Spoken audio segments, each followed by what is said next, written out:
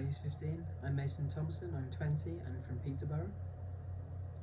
I want to do the stage combat course at East 15 because last year I was a foundation student at East 15 and it was one of the best acting years of my life. And part of that was because I got to do little stage combat taster sessions as long as other sessions which I enjoyed. But the combat ones stood out the most for me because I want to do combat. I found it fun just doing a hand-to-hand combat and learning what I could in those lessons. It didn't feel like it was too daunting or difficult.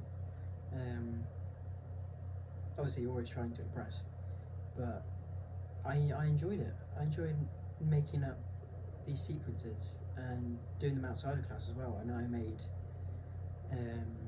made a video with Ethan and some other people as well.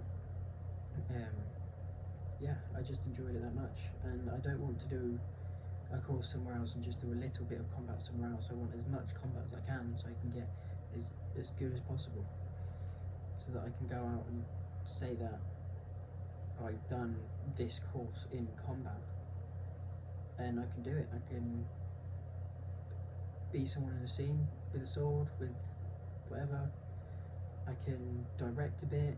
I want to be able to do it all. And my monologues.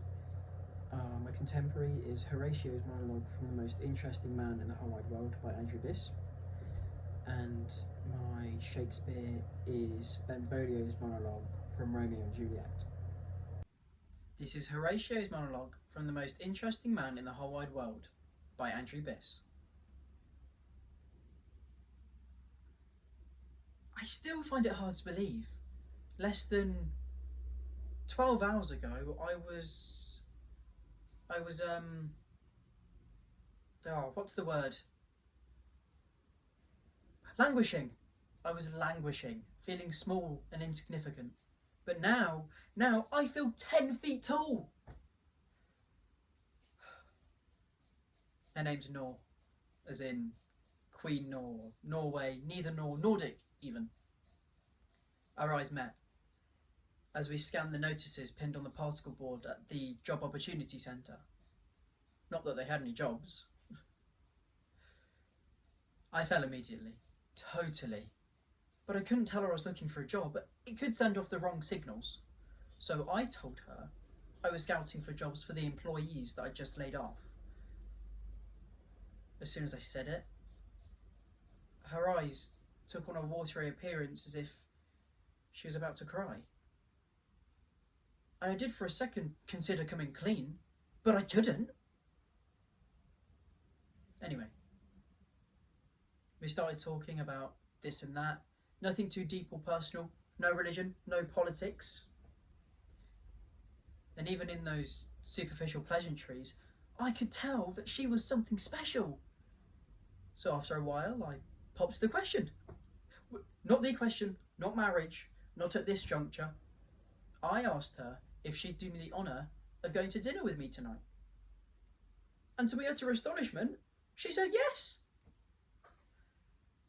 Well, actually, she said no. Crushed, devastated is closer to the mark. And then my eyes took on a watery appearance, as if I was about to cry. And then she said yes. So, This is Benvolio's monologue from Romeo and Juliet.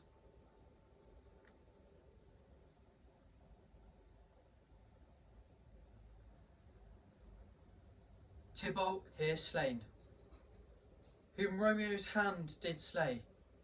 Romeo, who spoke him fair, bade him bethink how nice the quarrel was, and urged with all your high displeasure. All this uttered, with gentle breath, calm look, knees humbly bowed, but could not take truce with the unruly spleen of Tybalt, deaf to peace, as he tilt with piercing steel at bold Mercutio's breast, who, all as hot, turned deadly, point to point, and with his martial scorn with one hand beats cold death aside, and with the other sends it back to Tybalt, whose dexterity retorts it. Romeo, he cries aloud, "Hold, friends, friends, part!" And swifter than his tongue, his agile arm beats down their fatal point. Twixt them rushes, underneath whose arm an envious thrust from Tybalt hit the stout life of Mercutio. And then Tybalt fled. But by and by comes back to Romeo, who had now a newly entertained revenge, and to it they go like lightning. But for ere I could draw to part them, was stout Tybalt slain. And as Tybalt fell, did Romeo turn and fly. This is the truth, or let Benvolio die.